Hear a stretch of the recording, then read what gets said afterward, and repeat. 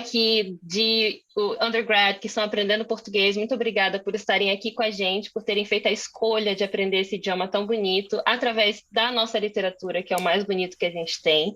Eu vou falar um pouquinho para vocês sobre a Aline Bay e depois ela vai se apresentar para vocês ela mesma. Então, ela nasceu em São Paulo, na capital. É isso, Aline? É. Em 1987, ela é formada em letras, ou seja, ela estuda língua, linguística e literatura na Pontifícia Universidade Católica de São Paulo, na PUC, e também em artes cênicas pelo Teatro Escola Célia Helena, e no momento ela está fazendo uma pós-graduação em escrita performática na PUC Rio. Ela foi colunista do site cultural Livre Opinião, Ideias em Debate e editora-chefe do site cultural Oitava Arte e escritora convidada na Primavera Literária da Universidade de Sorbonne, na França, em 2018, que foi o mesmo ano em que ela participou da Feira Internacional de Guadalajara, no México. O Peso do Pássaro Morto, esse livro lindíssimo que vocês veem aqui, foi o primeiro trabalho da Aline e ela é muito conhecida no Brasil por ter feito um sucesso estrondoso com o seu livro de estreia. Ele foi finalista do Prêmio Rio de Literatura e vencedor do Prêmio São Paulo de Literatura e do Prêmio Toca. E ele vai ser publicado também na França pela editora Aldeia. E o seu segundo livro, que eu infelizmente não tenho a versão física, mas eu faço questão de mostrar para vocês a capinha dele aqui no meu leitor digital, se chama Pequena Coreografia do Adeus e foi publicado pela Companhia das Letras em abril de 2021, ou seja, um livro super recente. Então, essa é a Aline, uma escritora que eu estou tendo a honra de conversar, porque eu li O Peso do Pássaro Morto em 2019 e eu li é um livro que, apesar de ser muito pequeno, é muito denso, ele tem muita coisa aqui dentro desse pequeno livro, desse pequeno pássaro, e eu li tão rápido, mas ao mesmo tempo fiquei tão impactada. Foi um livro que eu li rápido e pensei semanas pensando sobre ele. Então, foi uma coisa que passou muito tempo comigo. Então, Aline, agora, se você quiser se apresentar para os nossos alunos, fique à vontade. Muito obrigada, Laura. Obrigada pela apresentação. Obrigada, Cris, também pela apresentação, pelo convite. Hi, guys. I will talk in Portuguese today, but I speak a little bit of English and I understand very well, but I don't feel so comfortable to speak and think in English right now because it has been a long time that I don't speak English. So I will speak in Portuguese, but you can talk to me in English too, and we are going to do this in many languages. Thank you. Eu sou a Aline, né? Essa apresentação linda que a Laura fez. Eu sou escritora, eu tenho 2 livros publicados, como ela trouxe. Antes de publicar meus livros, eu já escrevia há um bom tempo. A Viviane, que está aqui, a gente fez PUC juntas, a gente fez faculdade de letras juntas, e eu comecei a escrever na faculdade de letras, participando do centro acadêmico, tendo nossa revista literária com a Bárbara, enfim, com todo o pessoal, que foi um momento super importante. E eu fiz teatro também, né, antes de começar a escrever. E eu sinto que essa vivência que eu tive no teatro, ela é muito fundamental na minha formação como escritora e na minha condução do ofício também. De alguma forma, eu sinto que essa atriz que eu fui, eu continuo sendo em algum lugar e por ela e com ela eu escrevo os livros que eu escrevo. Então, um prazer estar aqui com vocês. Obrigada pela recepção e vamos conversar muito. Bom, infelizmente, Aline, teus livros não estão traduzidos para o inglês ainda. Já chegou na França, então, especialmente que a gente está falando do pássaro, eu sei que você gosta muito de chamar o livro de pássaro, inclusive o meu tá dedicado como se fosse um pássaro. Quem sabe ele não voa para cá, para a parte de cima do continente, onde ele vai ser traduzido para o inglês também. Mas para que os alunos que ainda não puderam ler, ou então para todo mundo que ainda não teve a oportunidade de ler os livros da Aline, eles falam muito sobre coisas que são muito particulares para a gente. E conversando com a Cris ontem, a gente percebeu isso, sobre como você toca muito profundamente em coisas que às vezes a gente esconde, que são muito delicadas. Coisas às vezes até violentas, tristes, trágicas, e você consegue fazer com que elas emerjam de uma forma muito sutil e delicada mesmo, né? E como que isso é bonito na sua literatura. Mas eu acho que a coisa que mais chama atenção, que a primeira coisa que qualquer pessoa que olha o seu livro, e aí eu vou mostrar para vocês poderem ver, vocês não vão precisar acreditar em mim, vocês vão ver com seus próprios olhos, que a escrita da Aline, ela não é uma escrita convencional na sua forma. E ela flutua bastante. Imediatamente a gente pensa entre a prosa, ou seja, o texto escrito corrido, com frases longas, com descrições, e a poesia, que é essa expressão mais livre da palavra, digamos assim, que às vezes tem versos, às vezes não tem, que às vezes tem rimas, às vezes não tem. Só que agora você mencionando, Aline, a sua carreira de atriz, a sua trajetória no teatro, eu fiquei pensando, poxa, caramba, será que o texto teatral, tanto performado quanto escrito, te influenciou na tua escrita tanto quanto a poesia e a prosa? O que que você acha? Eu acho que sim, Laura, muito. Eu tenho pensado sobre isso cada vez mais. Eu acho que na pequena, que tem uma investigação talvez um pouco mais densa, né, dessa instalação que começou no Pássaro, esse jeito de dizer, que também já vinha anterior ao Pássaro, mas que é o meu primeiro livro mais longo, né, a minha primeira história mais longa. Então eu comecei a tentar desvendar esses fragmentos, esses silêncios. E conversando muito sobre o livro, né, nas entrevistas, clubes de leitura que eu comecei a participar depois da publicação, eu comecei a pensar no meu processo de uma forma mais consciente. Eu sou muito intuitiva fazendo, mas a partir das perguntas, né, que vão chegando, a gente começa a pensar sobre o processo e tentar entender de onde vêm essas inquietações, essas investigações. E eu acho que o teatro, a poesia é um lugar para mim que eu sou muito leitora de poesia, eu acho a poesia uma forma que me atravessa em lugares assim bastante profundos, porque a poesia tem essa questão da condensação, né? Você traz ali verdades tão profundas e o poeta consegue colocar aquilo de uma forma compacta, muitas vezes, com ritmo, com imagens, e assombram tudo aquilo, né? A poesia, ela carrega tanta coisa, então eu sou leitora de poesia e tento trazer a poesia para o meu texto, não só nas metáforas, nas figuras de linguagem, mas também nesse jeito de ocupar. E nesse sentido tem uma presença grande dos poetas concretos aqui do Brasil, né, que foi uma geração que investigou a poesia na página de uma forma plástica também, né? Pensando essa poesia, como é que ela pode dizer para além do que ela diz, como é que ela pode ser quase uma artes plásticas, assim, um quadro, algo que atravessa, que tem textura, que tem volume, ainda que a gente esteja falando da palavra na página. Então, foram poetas que me atravessaram, que me atravessam muito, e o teatro em si, além de ter lido dramaturgia muito jovem, eu comecei a fazer teatro com 14 anos, e com 15 anos eu entrei num curso profissionalizante de ator. Então eu comecei a ler muita peça, que era um hábito que eu não tinha. E a dramaturgia, quando é boa, ela é tão densa e maravilhosa quanto um romance, né? Quando você lê Chekhov, é literatura pura. Então, é entrar em contato com essa literatura, trazer ela para o corpo, tão jovem, e depois, né, anos depois começar a escrever, isso realmente foi uma grande influência e ainda é. Eu acho que pensar nesses vazios, nesses silêncios, nessa página quente como um palco, e pensar em como instalar a história de uma maneira que ela também conduza o leitor pela atmosfera, é uma investigação que eu acho que acaba sendo um projeto mesmo de obra, né? Algo que vai se instalar aí por muitos livros que eu vou escrever.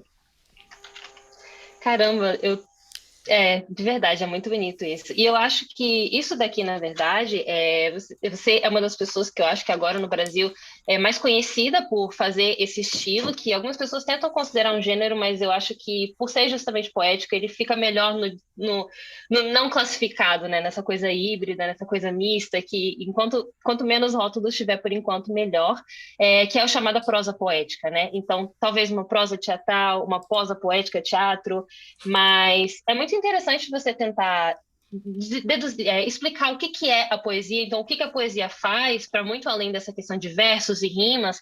E eu lembrei de duas outras tentativas, que uma delas, se eu não me engano, é do Otávio Paz, no Arco e a Lira. Eu não sei se você conhece esse texto, quando ele fala que é como se a poesia, como se a linguagem fosse um rio, e a poesia é uma tentativa de você pegar com as mãos um pouco da água desse rio, sabe?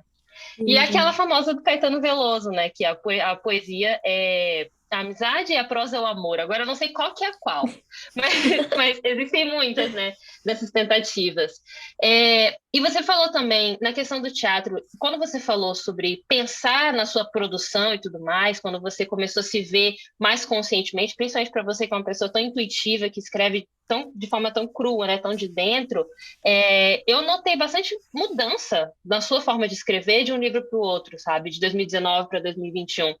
E eu acho que eu não tinha percebido o texto teatral tão forte no Peso do Pássaro Morto quanto eu percebi na Pequena Coreografia do Adeus. A gente, inclusive, tem momentos que parecem rúbrica, que são descrições de momentos teatrais, né, para quem não sabe o conceito. Ou, por exemplo, quando a Júlia está jantando com a mãe dela, que é a personagem desse livro, e você coloca, entre parênteses, barulho de pratos batendo, barulho de talheres batendo nos pratos, ou seja, descrevendo o ambiente de uma forma que não é tão comum na literatura. Então, o que mais que você pode dizer que você, não vou dizer progrediu, mas que você mudou, que você agregou na sua escrita de um livro para o outro? Eu acho que isso que você trouxe é tão bonito, porque de fato um livro vai levando a gente a escrever o outro. Eu sinto que a minha obra, são dois livros, né? Eu estou começando a estudar o terceiro, a construir o terceiro, e eu encontrei o terceiro na pequena. E claro, também vem muito do pássaro, né? E fico pensando se os meus livros todos não terão uma teia invisível que ou não tão invisível assim, que vai guiando, né? Isso que você trouxe do rio e a poesia tentar captar, de alguma forma, também é bonito pensar que os livros estão nesse rio, né? E que eles são essa tentativa também de captar uma água que é maior, que é a vida, né? Porque é sempre uma tentativa. Eu acho que se não fosse, a gente pararia de escrever, porque a gente resolveria o que quer que fosse, né? Que a gente às vezes não sabe exatamente o que é, um mistério, um incômodo, uma vontade de se expressar, né? A partir da palavra escrita, não só oral, porque também eu acho que na questão oral há algo que escapa ainda mais, né? Porque envolve tanta coisa. A gente estava falando aqui no começo sobre a voz, a questão da voz está muito relacionada às nossas emoções. Então, quando a gente planeja alguma coisa, a gente está com um monte de gente conversando, parece que a palavra ainda escapa ainda mais do que na página, né? Que a gente tem um silêncio e um tempo maior para pensar tudo isso. Mas eu acho que esse tempo também foi muito importante. Falando, como eu disse para vocês, e falando sobre o livro, sobre o pássaro, foi importante para eu entender o que eu estava fazendo e entrar ainda mais no que eu estava fazendo. Eu acho que também é uma questão de se autorizar essa liberdade que eu comecei a me interessar por ela desde sempre. Então, é se autorizando também a entrar cada vez mais nesse rio, né? A gente também é muito travado pela racionalidade, por achar que, enfim, às vezes a gente tem que escrever uma história de uma determinada maneira que já está construída.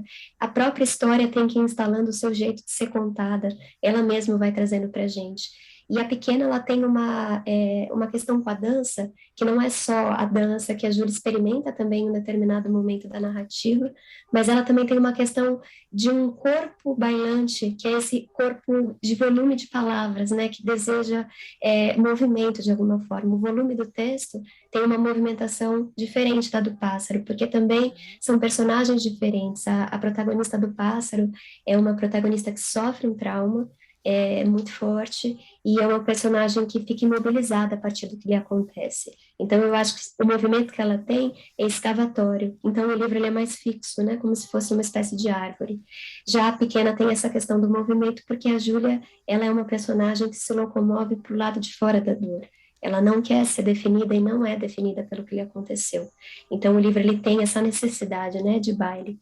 E essa questão das rubricas foram coisas que eu fui encontrando para trazer novos elementos para a narrativa sem parar a ação, de alguma forma, e o teatro faz isso sempre, né?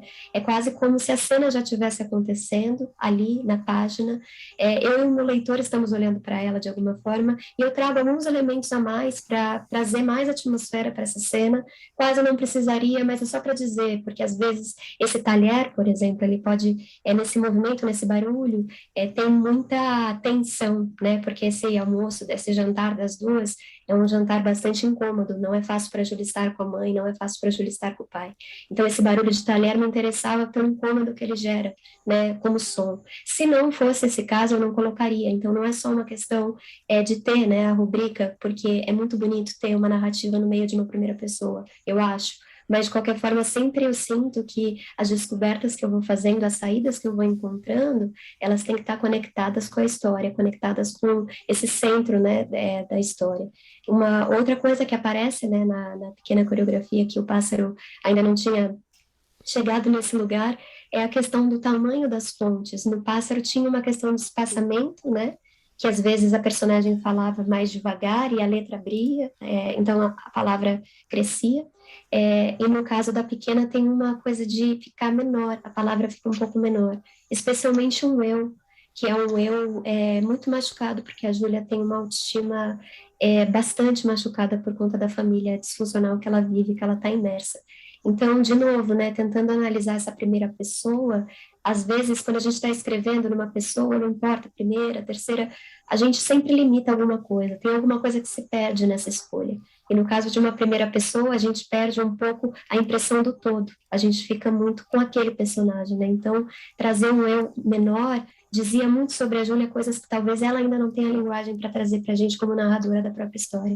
Mas a linguagem pode nos ajudar como uma espécie de bola que bate entre eu e o leitor, né? Por cima da cabeça da Júlia, a Júlia está vivendo e a gente está conversando sobre coisas que talvez ela ainda está elaborando. Caramba, isso que você falou da voz e da emoção, da teatralidade, a gente estava comentando sobre isso porque a gente está no Zoom testando os nossos microfones. Você consegue me ouvir? Alguém fez uma imagem com a bandeira do Brasil e a frase Ordem e Progresso foi substituída por seu microfone está mudo. Porque foi tanto tempo, tantos meses vivendo, quer dizer, no Brasil, né, é uma coisa importante de lembrar sempre, inclusive para os americanos presentes, que o Brasil ainda está numa fase muito ruim da pandemia. A gente não tem eventos presenciais no Brasil, não é seguro ainda, diferente da gente aqui, que aí já está todo mundo sem máscaras presencialmente, com alguns cuidados. Mas como que a voz, a presença faz diferença na vida e no texto, né? E isso é totalmente teatral, né? Voz e emoção. Que voz do personagem, qual é a emoção que a voz do personagem transmite? E eu achei tão legal você ter falado da fonte, o tamanho da letra mudar para ficar pequenininho, para demonstrar como a Júlia se sentia pequenininha. Eu achei um trecho que a gente vai mostrar para vocês daqui a pouco alguns trechos dos dois livros, mas esse aqui ele não está presente. E eu não sei se vocês conseguem ver, está escrito aqui: ele do ônibus, eu no chão. É um momento em que a protagonista do Peso do Pássaro Morto, que é uma mãe que tem um filho que não se dá muito bem com ela, ele meio que abandona a mãe e ela fica tentando alcançar esse filho. Ele tá indo embora de ônibus e ela fica no chão da rodoviária olhando ele embora. E isso é expresso pelo espaço entre ela e ele, que ao mesmo tempo aquela coisa dela se sentir pequena, longe daquele filho indo embora. Então, é um texto super bonito plasticamente, né, como você falou. Aí agora, eu acho que a gente pode fazer uma coisa que talvez a gente deveria ter feito no começo, mas tudo bem, tudo tem hora para tudo. Que é explicar sobre quem é a pequena e quem é um pássaro. Essas duas metáforas tão bonitas que você fez para os seus livros. Ou seja, quais são os enredos, sobre o que são essas histórias? Muito lindo, obrigada, Laura, pela pergunta. O Pássaro, aqui o meu primeiro livro, esse título, né, O Peso do Pássaro Morto, foi a primeira coisa que veio por escrito do livro. Eu já estava pensando em escrever uma história sobre perdas, uma história sobre perdas no corpo de uma mulher. Então, uma mulher que ocupasse esse verbo e que fosse perdendo ao longo dos anos, que o tempo passasse na pele dela também e que ela fosse envelhecendo e essas perdas elas fossem não exatamente características da idade, né? Porque ela sofre perdas bastante brutais na infância, mas uma questão de como esse corpo lida nessa idade com essas perdas, né? Como isso chega para essa protagonista dessa maneira, investigando uma resistência, né? Uma força que a personagem demonstra ter pelo livro todo. Então, para mim, o pássaro dentro dessa história é a própria protagonista, esse pássaro morto que poderia ter voado, que poderia ter tido uma vida maravilhosa, ou pelo menos muito digna, saudável, acabou tendo uma vida toda fechada, como eu estava contando para vocês, muito, muito escavatória, muito dentro de si, fechada num casco, porque de fato ela sofreu, dentre muitos traumas, um muito específico que eu não quero contar para vocês. Quem sabe um dia o pássaro é traduzido e aí vocês não vão ter spoiler. Mas esse trauma, ele central, assim, ele acaba realmente trazendo para ela toda um jeito de viver a vida ou de não vivê-la. Então, eu acho que esse pássaro é justamente ela, né? Esse pássaro morto, o peso dele é a vida dessa mulher. E a pequena coreografia... Desculpa, Laura. Eu só ia comentar também que eu acho interessantíssimo o fato de que cada capítulo é uma idade diferente da protagonista. Então você acompanha ela desde os 8 aos 52 anos, se não me engano. Exatamente. E ela fala muito das questões também de maternidade, tanto da família dela, de amizade entre mulheres, e daqui a pouco a gente vai ver um trecho sobre isso, e do filho que ela tem, de relacionamentos e tudo isso. E aí, a pequena, eu adorei chamar ele de a pequena, só vou chamar assim agora. Eu passarei os dois pés, né? Eu passo a pequena. E aí, a pequena coreografia do Adeus conta a história, eu chamo pequena, né, pelo início, mas para mim a pequena é a Júlia Terra, conta a história dessa protagonista que é uma jovem também, assim, no caso do Pássaro, ela passa por várias idades, né, e até ela chegar nos 52 anos. A Júlia não tem uma idade tão marcada, mas o livro começa com uma pré-adolescência dela, e depois ele se encaminha para uns 20 e poucos anos, nos dois últimos atos do livro. Ela é um pouco mais velha no terceiro ato, mas assim, ela ainda está na casa dos 20 e poucos anos. Então, ela é uma jovem artista, que, por enquanto, no começo do livro, ela ainda não sabe disso, não sabe que é uma artista, mas ela tem essa alma, né, muito sedenta, muito sensível, e ela vem de uma família que tem uma mãe e um pai que estão se divorciando, e esse divórcio, ele é muito tumultuado, assim como toda a relação deles dois. E ela sente, né, com o pai se divorciando da mãe, que também ele está se divorciando dela, né, o pai, ele deixa a casa e ele deixa a filha, e essa casa também como um espaço afetivo, no caso da Júlia, é uma casa que não é um lugar que ela encontre para si. A busca da Júlia é justamente uma busca por um lar, que aos poucos ela vai descobrindo ser ela mesma, né? Mas no primeiro momento ela tem essa busca pela família, que é uma família bastante disfuncional. Então ela tem essa relação difícil com os pais e aos poucos ela vai tentando descobrir quem ela é. Também não quero dar muito spoiler, né? Vai que a pequena também é traduzida e aí vocês ficam só com o gostinho da história. Ai, ótimo. A gente pode então mostrar alguns trechos, você pode ler para a gente, com o Claro, maravilhoso trabalho que a Cris fez de tentar reproduzir num PowerPoint a escrita do linda. texto. Acho que ficou ótimo para vocês terem um pouco para vocês experimentarem um pouco como é que é a escrita da Aline. Cris, você pode compartilhar? Posso. Laura, acho que seria. Primeiro, Aline, você vai ler o pássaro ou a pequena agora?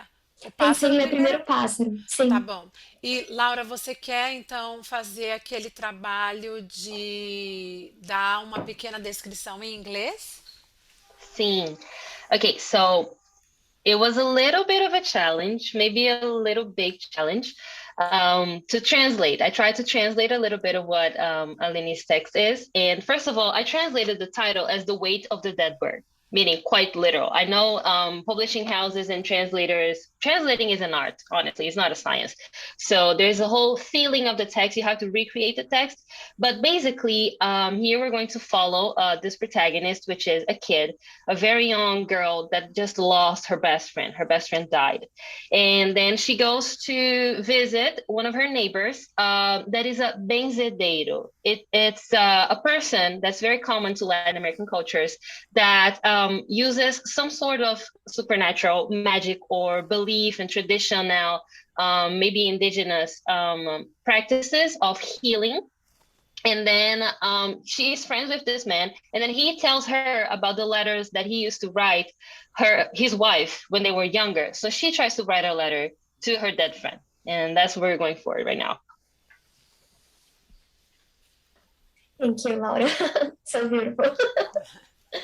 Para ficar com menos saudades de Carla, eu escrevia cartas para ela por horas, querendo fazer caber tudo o que eu sentia sobre ela ter me deixado tão sem aviso.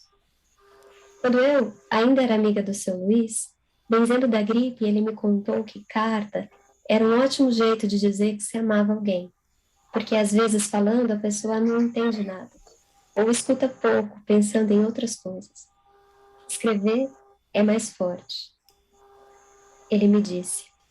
E pegou da gaveta um bolo de cartas que ele tinha escrito para Dona Rosa, quando ela ainda era Rosinha e morava com os pais, numa fazenda longe.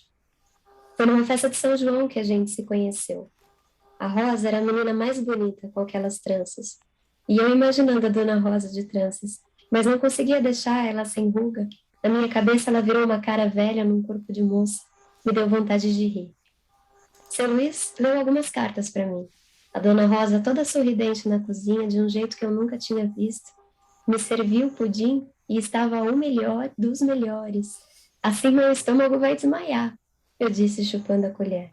E o seu Luiz lendo, coisas lindas, de amor. Rosa, é grande a saudade que sinto do cheiro que sai do seu corpo quando você anda e venta junto. Ou, vou conversar com o seu pai para a gente casar. Eu não tenho dinheiro como ele gostaria, mas tenho um peito, que dentro só cabe teu nome e medo nenhum quando penso em você. Se tudo der errado, te proponho uma fuga e muito amor, pro resto da vida. Ou, faltam poucos dias pra gente se ver. Aguenta firme, eu digo para as minhas pernas, bambas, quando lembram das suas. Do seu, Luiz. Aquelas cartas deixaram a Dona Rosa tão feliz, e no seu Luiz um brilho parecido com o fogo que sai do cigarro sempre na boca. Então decidi escrever assim, para deixar a Carla morta muito mais feliz, sabendo que eu amo ela forte para escrever um monte de carta e que agora ela deve ter muito tempo para ler. Carla, você devia ter me avisado. Sumir para nuvem assim foi como brincar de esconde-esconde para sempre. Fez nascer um buraco em mim. Lembra do vulcão na aula de geografia? Então, é assim que eu me sinto, mas sem o fogo, que não é quente a ficar sem você. Algo em mim congelou. Você sempre será a minha menina favorita no mundo, mesmo quando eu crescer e conhecer outras meninas. Juro que nenhuma será como você. Pensei que poderíamos seguir conversando, mesmo que eu não possa ver você, porque o Deusinho não deixa, senão eu morro também. Queria saber como é morrer. Você me conta? Queria saber como fica o corpo morando assim na nuvem. Você sente igual quando estava viva? A diferença é só que a gente não te vê mais?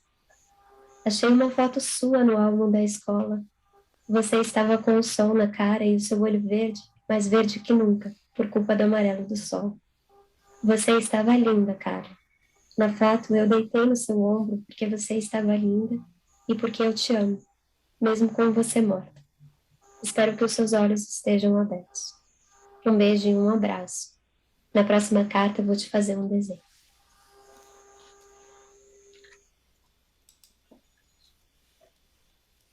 Uau! É, é muito impactante, você ouvir uma criança passando por uma situação tão difícil quanto o luto, né? Ainda mais uma criança que sofre tanto abandono, né? Que assim, infelizmente, gente, eu vou falar em português bem dito, esse livro é desgraça do início ao fim. É muito sofrimento, é muita tristeza, mas ao mesmo tempo você sente muita força da personagem vivendo e sobrevivendo a essa tristeza, né? Buscando uma vida. Eu já participei, a gente tem aqui a Cris, que participa do Mulherio das Letras, que é um evento aqui nos Estados Unidos de mulheres que escrevem e que leem, e eu participo do Ler Mulheres, eu sou coordenadora de um dos grupos, e no clube que a gente fez, que inclusive a gente tinha mais 50 pessoas, todas as mulheres do grupo de alguma forma se identificaram com a protagonista do Pássaro. Apesar de todas as violências que ela sofre, infelizmente a feminilidade ela é muito atravessada por certas violências no mundo contemporâneo, né? Tanto nos Estados Unidos, quanto no Brasil, quanto em qualquer lugar do mundo. Então é muito bom a gente poder se encontrar umas nas outras e nas protagonistas, experiências como, por exemplo, o luto, que a gente experimenta diferente, e a infância da menina é muito diferente também. O que, falando nisso, aí aqui, nossa senhora, aqui eu sofri um pouquinho também, porque eu pensei, a little choreography of goodbye, maybe? Aí eu decidi que eu não gostei da palavra choreography, aí eu fiz a minha liberdade tradutória aqui e traduzi como a little goodbye dance. É tipo Oh, assim, uma dancinha de beautiful! adeus. Love Podem me it. contratar, avisa a Companhia Ah, das Letras que pode me contratar, que eu traduzo pra cá sem problema. Eu vou mandar um e-mail já. Então, então, A Little Goodbye Dance, translator me. It's about Julia. We have a name for the protagonist this time. That's very different. She is also a young girl, like Aline mentioned. She all grows up to be 20 something in the book, while the protagonist is on her 50s on the other one. And this is the very beginning of the book, what we're going to see right now. And she is going through something that I think every girl has been before when we were kids. That is, you're a lady now. Now you have to sit straight. Now you can't talk to boys like that anymore. You can run wild like that. You have to behave yourself. That's a moment in our lives when we are told that we have become women, that we are becoming a woman. And that is a very painful experience for Julia, especially because her parents are going through a divorce and she sees her father while she's playing with a friend at a park, like in a sandbox. And this is Julia.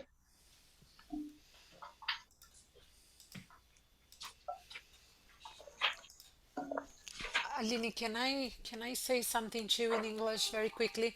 I just want Yes. to call the audience attention for how the size the font size changes here, okay? That Aline was calling our attention for that at the beginning of her talk. Yes. Thank you, Chris. De nada. Pode começar quando quiser. O vento que batia na praça era típico de fim de outono. E eu era uma menina, me despedindo, lentamente, da própria infância. Brincando, mas sentindo o peso da culpa por ainda brincar. O ideal seria estar tomando um banho, kombucha, depois passar perfume no corpo, pintar as unhas, para então me vestir como se fosse uma ocasião especial. Por isso eu brincava envergonhada, na testa uma lâmpada, iluminando este aviso. Não era para você estar aqui, já que meus pelos, involuntários, protegiam um lugar onde antes era só xixi e o leve formigamento, quando a pele encontrava a calcinha muito rente. Isso gerava um flutuar no meu corpo e me fazia ter a dimensão do mistério que era aquele lugar. Nesse dia, na praça, eu estava com uma amiga no bairro. A mãe dela que nos trouxe de carro. Agora lia um jornal, enquanto nos esperava. Ela era mais bonita do que a minha mãe. Cheirava melhor também. Tinha um cheiro de erva doce, despreocupado. Já minha mãe tinha cheiro de banana sem casca, estragando. Estava sempre ocupada com os afazeres domésticos e com as demandas emocionais da própria existência. De vez em quando, deixava eu sair para brincar com alguém. Isso se eu já tivesse secado a louça e estendido a roupa e assistido a sua fúria contra as injustiças que lhe eram dirigidas, resumindo, quando minha mãe não precisava mais de público, então eu podia sair para brincar. Foi o caso do dia na praça. E quando chegamos, minha amiga, a Tetê, queria montar uma cidade, trouxe bola e energia nas mãos. Ela estava infantil de um jeito ridículo, muito acesa, se importando pouco com os meninos que passavam por nós. Já eu estava mais introspectiva. Queria brincar de vida íntima das bonecas. Por isso me afastei um pouco, e enquanto a Tetê, toda solta, fazia um grande castelo no ar, eu levantei timidamente a minha boneca, Nadia M. Imaginei que era o dia do batismo dela. Eu não queria ser uma mãe como a minha. Gostaria de ser mais parecida com a mãe da Tetê. Por isso eu fiquei olhando o vento agraciar o cabelo da dona Sandra e também as folhas do seu jornal. Depois levantei o rosto e deixei que o vento agraciasse a minha vida. Estava fazendo nascer uma boa mãe em mim. Depois eu apresentei a minha filha Nadia M aos anjos, quando, para minha completa surpresa, por entre os cabelos loiros de nylon, eu vi, do outro lado da praça, o meu pai. Forcei os olhos, não é possível. Ele caminhava a 2 palmos do chão. Parecia mais jovem também, quase um estudante universitário, cheio de sonhos e mãos entrelaçadas com uma mulher vestida de ouro e cabelo curto. Não me movi. Na verdade, eu mal conseguia respirar. Era como se eu tivesse levado um tiro. Algo em mim desistia. E ainda que doesse a vida, olhá-los tão etéreos, tudo o que eu queria era seguir olhando, o caminhar daqueles dois na calçada, agora feita de areia e sal. Continuei usando o cabelo da Nadia M como escudo. Reparei que a mulher tinha sardas no colo e segurava a mão do meu pai, entrelaçada, tão bonita quanto uma atriz de cinema. É aqui, né? Eu já passei. É isso. Desculpa, gente. Não tem problema, Tinha Aline. marcado errado. Se você quiser continuar, pode, porque Não, eu tá tenho perfeito. mais. Ah, ok. Eu já parei de compartilhar minha tela, gente? Parei, né? Já, Desculpa. já. Esse outro em particular, é difícil escolher, né? Tipo assim, um que você gosta mais, especialmente por causa daquilo que você falou, que eles estão muito conectados de alguma forma, né? Acho que eles exploram de maneiras diferentes um tema mais central, talvez, que seja o ser mulher, né? Não só na sociedade, tipo assim, como que o mundo nos vê, o que que o mundo espera de nós, né? Não só a questão de gênero psicológico, de gênero social, mas, tipo, eu sei disso porque eu estava pensando agora na mãe da Júlia, e eu sei que para os alunos de 1001, um dos primeiros capítulos. Se bem que agora eu não sei se a gente trabalha mais com isso, mas a gente estuda muito sobre tarefas domésticas. Então, que tarefas domésticas, tipo, verbos regulares, tarefas domésticas, estender a roupa, lavar a louça, secar a louça. Algumas coisas, inclusive, que são muito diferentes da sociedade aqui, com lavadoras e secadoras. Mas a mãe da Júlia é uma mulher muito presa à casa, né? Ela é muito presa a esse espaço doméstico, a essa expectativa social doméstica, e a Júlia, ela foge disso. E ao mesmo tempo eu não sei, eu não consegui sentir raiva da mãe da Júlia, eu não consegui ficar chateada com ela por tratá-la assim. Eu sentia mais pena, sabe? Eu sentia muito sofrimento vindo da mãe. E a Júlia tentando quebrar esse ciclo. Mas é porque eu também não quero contar o final. Não me recuperei, eu vou te mandar o boleto da minha sessão de terapia. Mas enfim, é muito assim. Eu ainda não cheguei no final da pequena, mas eu espero que a Júlia tenha um final um pouco mais feliz, digamos assim. Ela tem essa oportunidade de viver mais, né, num mundo melhor do que o pássaro. Não sei. E o seu terceiro livro, você me promete, por favor, que vai ser um livro bom, tranquilo, feliz, alegre, para a gente ler de mãos dadas. Porque eu duvido, né? Ai, Laura, olha, eu posso te dizer que tem uma personagem que surgiu com teu nome, assim, a Laura. Mentira! Sério? Adorei! Adorei, É, já me senti um prestigiada. linda. Mas que bom, fico realmente feliz e fico muito feliz também de ver que você está num momento em que a nossa literatura brasileira tem passado por tantas dificuldades, não só do natural que a literatura no mundo tem passado, não só do esperado por causa da pandemia, mas também, infelizmente, da circunstância, inclusive da circunstância política, né? A gente tem, não é inegável que a gente tem no Brasil um governo que é contra a cultura, que é contra o conhecimento, que é contra a literatura, que tenta, inclusive, impor dificuldades para a produção de literatura. Então, ver você que é uma mulher tão jovem, uma mulher que tem uma experiência tão curta, mas ao mesmo tempo tão rica, se inspirando na história e na trajetória que a gente tem, é muito bom, é muito interessante. E eu acho que quem está aprendendo português não pode fugir desses contextos que a gente tem no Brasil, né? Esse É. caos poético que é esse país da gente. Um, É. esses seus dois livros representam muito bem a gente. Eu me sinto bastante representada como uma mulher brasileira lendo A Pequena e o Pássaro também. Que lindo, Laura, muito obrigada. Fico super orgulhosa, assim, muito feliz com essa sua fala. Eu acho que essa questão política, né, de fato, quando a gente está aprendendo uma língua, é muito importante mergulhar, né, nas questões que o país está enfrentando no momento. E a gente está vivendo um momento muito sombrio, muito difícil. E eu acho que a arte, ela é um lugar onde a gente pode ressignificar muita coisa, né, que pode se fortalecer, como sociedade, como cultura, criar pontes afetivas e lutar, né, fazer a nossa resistência acontecer e também encontrar saídas para além da resistência, né? Que é um lugar também que a gente faz força no que está fazendo força em direção a gente, mas também é muito importante encontrar escapatórias, novos jeitos de pensar, novos jeitos de fazer. E eu acho que a literatura tem um papel fundamental. E uma notícia boa, assim, que a gente pode compartilhar é que cresceu muito a venda de livros durante a pandemia. As pessoas começaram a procurar mais literatura, começaram a ler mais.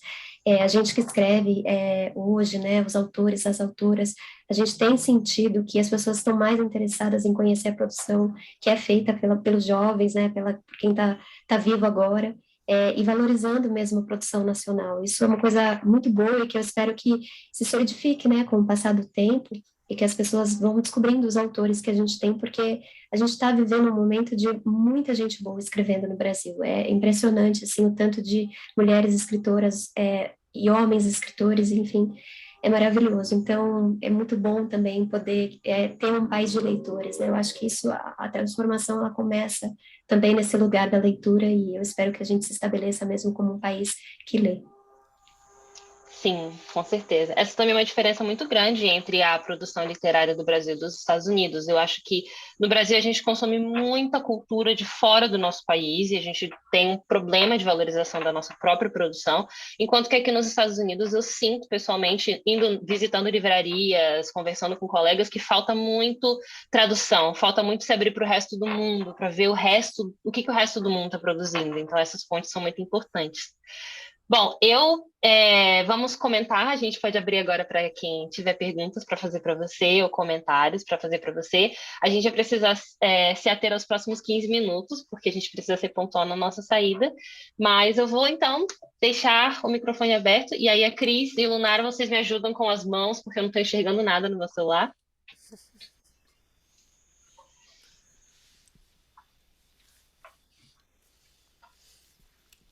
Alguém gostaria de comentar? Eu não tô vendo nenhuma mãozinha levantada ainda não. Gente, se vocês quiserem fazer comentários, perguntas, vocês podem abrir os microfones e começarem. Eu tenho uma pergunta a fazer, Aline. Você acha que a pandemia de Covid vai ter algum impacto na sua produção literária daqui para frente? É uma pergunta muito bonita também, né? Muito forte. Eu acho que já teve um impacto bastante grande, porque eu escrevia pequena durante a pandemia. Essa versão da publicação do livro foi escrita de março a agosto do ano passado. Foi um momento de descoberta da pandemia, de entender muita coisa, né? Um momento que a gente ainda estava, em março do ano passado, aqui no Brasil, não estava usando máscara. Então, foi uma transformação muito rápida, né? E brutal, assim. E a gente teve um ano muito difícil também esse ano. Mas o ano passado foi o ano que começou, né? Tudo isso. Então, eu acho que impacta, ainda que a gente não fale diretamente sobre o assunto, a gente sente, né, que isso traz questões, assim, essa questão de sair, de liberdade. A Júlia fica muito em casa com a mãe. Eu acho que tem uma questão também que, claro, é emocional das duas, mas tem esse lugar da casa hoje ressignificada como um espaço que é tudo, né? É o lugar onde a gente trabalha, é o lugar onde a gente descansa, é o lugar. Parece que a casa virou realmente um grande centro de tudo. A gente está ocupando pouco as ruas, né, por motivos de fato de saúde. Mas eu acho que isso chegou assim na minha literatura por esse espaço de habitar uma casa de uma forma um pouco claustrofóbica, né? Essas relações familiares que vão se estabelecendo com mais intensidade por conta da pandemia também, porque pensando que antes todo mundo saía para estudar, para trabalhar, e às vezes a gente passava menos horas, né, com a nossa família, passar mais horas ao lado da família nem sempre é algo que traz, enfim, coisas boas, às vezes pode trazer discussão, os divórcios aumentaram, a violência doméstica aumentou, os pais estão mais violentos com os filhos, porque não tem tempo, enfim, precisam trabalhar, tudo isso, né, vai causando um impacto bastante negativo também nas relações, eu acho que acaba vazando, no meu caso, também para a minha literatura, mas eu sinto que impacta de formas também que a gente ainda não consegue prever, né, eu acho que sair de uma pandemia, depois de tudo que a gente tem passado, é algo que não vai vir sem uma conta emocional, sem dúvida. Obrigado, Aline. Eu que agradeço. Bom, eu vou fazer uma pergunta então, e depois, se vocês quiserem fazer alguma pergunta, vocês podem, por favor, colocar no chat ou falar para os tímidos. And for the Portuguese 1001 and other levels, if you guys want to ask a question in English, you can ask a question in English, and Aline may reply in English or in Portuguese, and then we are going to do the translation. Ok? Então, Aline, a minha pergunta para você é a seguinte. Pensando na relação dos dois livros, eu acho que é bem forte, pelo menos para mim, na minha experiência como leitora, esse aspecto da geografia pela qual as personagens transitam, né? Então a gente vê, por exemplo, essa coisa da. E eu acho muito interessante porque no livro está escrito Perdizes com letra minúscula. Então, quem não sabe que aquilo ali está se falando de São Paulo, por exemplo, perde aquela referência, né? E eu queria que você falasse para mim um pouco sobre como que a geografia, a criação do espaço, dos ambientes acontece no momento criativo mesmo. Como é que você traz isso para o seu texto? E a outra coisa é, especialmente na pequena, é muito forte a ideia da memória dos objetos. Eu acho que aparece também no Peso do Pássaro Morto, né? Não só a memória dos objetos, mas o aspecto da memória mesmo, é muito forte. A gente vê, por exemplo, o Deusinho, né? Tem aquela. Ui, e tinha uma pessoa de mão levantada, gente, eu vi agora. Perdão, Guilherme. Eu vou terminar minha pergunta e o Guilherme é o próximo. Acabei de ver. Enfim, tem o Deusinho. Então, os objetos têm um valor muito forte dentro dos livros, para mim, como leitora. E eu queria que você falasse um pouco sobre isso, como é a construção, a escolha, né, desses objetos como motivos narrativos. Lindo, Cris. Que pergunta bonita. Eu acho que as duas perguntas têm uma resposta que coincide, que é a questão do teatro como um espaço de criação. Eu penso que por mais que eu tenha saído do teatro, né, como fisicalidade, assim, eu sinto que é um lugar que eu ainda volto para criar, um espaço simbólico. E eu penso que o meu livro, mais do que um livro, ele é de fato essa caixa preta do teatro, que é um lugar onde eu criava com liberdade, com alegria, e é um lugar que eu estou sempre tentando voltar de alguma forma a partir da minha palavra. E eu penso que, por exemplo, aquele filme Dogville, eu não sei se vocês viram, é uma cidade numa lousa, né? As coisas vão acontecendo e as casas são riscadas de giz. Eu penso justamente aquele espaço como um espaço de criação para minha cidade. Claro que essa cidade que eu vou construindo, ela sempre se parece um pouco com São Paulo, e ela sempre se parece um pouco com São Paulo num tempo mais antigo, que talvez eu conecte muito a cidade com memórias afetivas da infância, que era um lugar de olhar para a cidade como algo monstruoso, e ainda é, porque São Paulo é uma cidade bastante selvagem, muito grande, então ela tem esses dentes mesmo, mas quando você é criança, muito mais, né? Eu me lembro de estar no carro com meus pais e pensar, né, a Marginal, aquele espaço que é uma via rápida que a gente tem aqui em São Paulo, como um espaço muito misterioso, um lugar, uma rua, eu achava que era uma rua, né, não uma estrada, mas uma rua que não terminava, né, e aquela imensidão. Então, eu acho que tudo isso eu trago um pouco para minha narrativa, porque eu gosto muito também de me conectar, além de me conectar com a minha atriz, com a minha menina, com a menina que eu fui. Eu acho que tem muita poesia na infância, esse olhar para as coisas. E o objeto, né, que você trouxe, ele também tem a ver com o teatro, porque eu penso que quando a gente está falando de literatura, porque a gente está usando a palavra, a gente pode pensar que pode convocar tudo para escrever, todos, o mar, o céu, tudo, as plantas, todos os objetos possíveis, porque está tudo ali. A gente não precisa de uma fisicalidade, de alguma forma, né? No teatro, a gente precisa trabalhar com adereços, né? Com objetos que têm um peso narrativo e com objetos que são símbolos de alguma coisa que às vezes não está exatamente nele, mas ele carrega ali uma simbologia. Você não pode trazer um mar para o teatro, mas você pode trazer uma concha para o teatro, você pode trazer uma cadeira de praia, você já traz um mar com esse adereço. Então, eu gosto muito de selecionar bem esses objetos, pensando justamente no quanto eles podem ajudar na minha narrativa e simbolizar coisas que às vezes não estão ali escritas, mas que podem render. Por exemplo, o Deusinho que você trouxe, né? Que é uma conexão muito forte com a igreja, com a realidade, com a religiosidade, com essa questão, né, de se sentir protegido de alguma forma através dos santos e a religião católica dentro da nossa cultura. Então, eu acho que ele carrega muita coisa, mas eu não queria trazer a igreja inteira. Então, trazer um Deusinho, eu acho que eu já trago essa questão que está na nossa cultura de alguma forma. Então, é uma busca que eu tenho, assim, pelo pequeno, pelo detalhe, que eu acho que vem muito dessa concisão do teatro como espaço físico mesmo, né, e contação de história. Sim. Obrigada, Aline. Foi uma Eu resposta agradeço. linda. Eu acho que a gente podia falar a vida inteira sobre só a questão do espaço mesmo no seu texto. Porque você foi respondendo e eu fui pensando em outras coisas. Mas isso fica para um outro momento. Guilhermo, você pode falar quando você quiser. Primeiro, eu gostaria de parabenizar, foi um prazer ouvi-la. Gostei muito dessa discussão sobre a renovação da literatura brasileira e sobre a literatura contemporânea e sobre a importância de formar um país de leitores e leitoras. E uma questão geracional, eu queria saber um pouco sobre as suas influências assim na escrita, de referências tanto nacionais como internacionais e quais os critérios assim para selecionar uma boa referência dentro da literatura que te influenciam na escrita também. Seria isso. Obrigado de novo pela fala. Muito bom. Eu que agradeço, Guilherme, muito obrigada.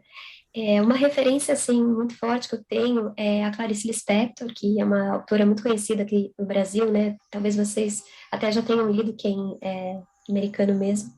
É uma autora que chegou para mim num momento muito intenso, que foi um momento que eu estava estudando teatro ainda e a gente montou um espetáculo baseado num livro dela. Então foi uma vivência corporal também da Clarice, poder memorizar as palavras dela no meu corpo e atuar a partir do que ela traz, que é um material sempre muito íntimo. Foi uma descoberta maravilhosa, assim, me emocionou muito. É uma autora que desde então tem sido de cabeceira, né? E ela, no nosso centro acadêmico de letras, que a Viviane está aqui também, era o centro acadêmico Clarice Lispector, né? Então a Clarice tem estado na minha vida de formas maravilhosas, uma autora que é referência para mim há muitos anos.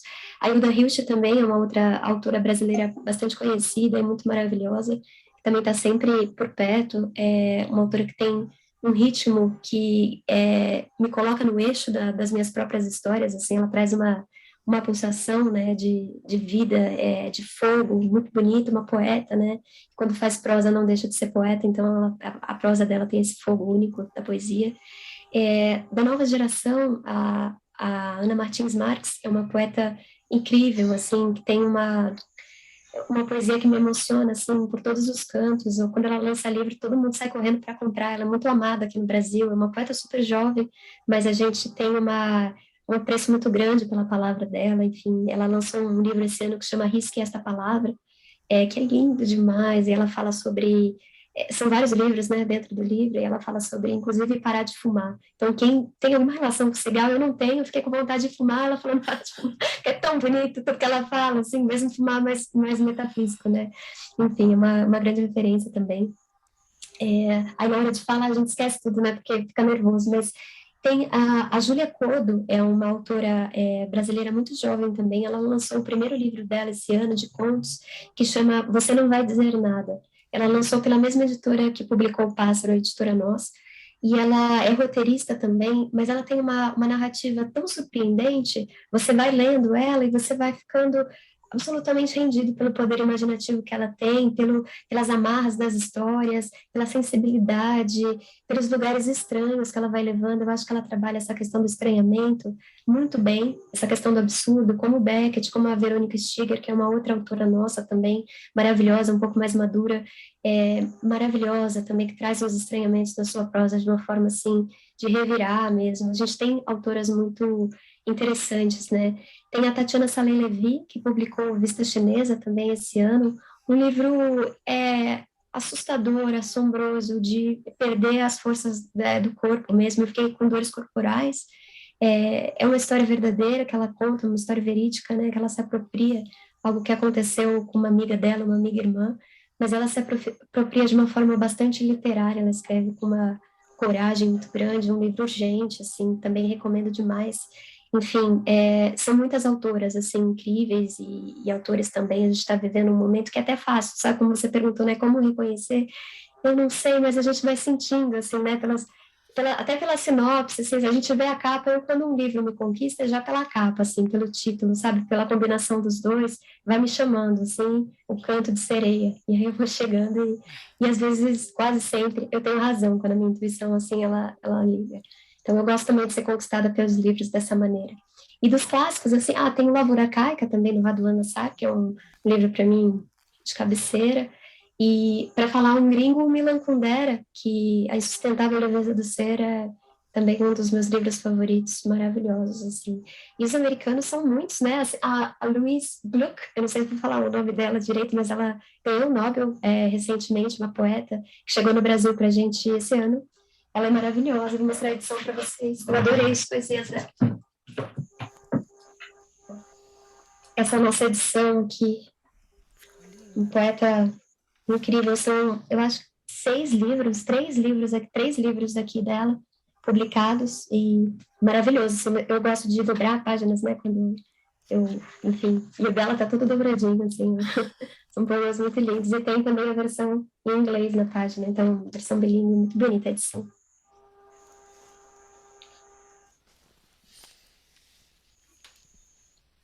Ok.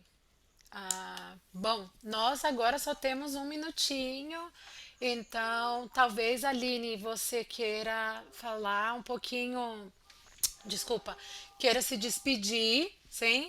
Eu gostaria de agradecer mais uma vez a presença de todos, todas e todos que estiveram aqui hoje. Agradecer também a Laura pela mediação. Laura, se você quiser algumas palavrinhas finais aí também, a Aline, eu acho que é isso, gente. Obrigada.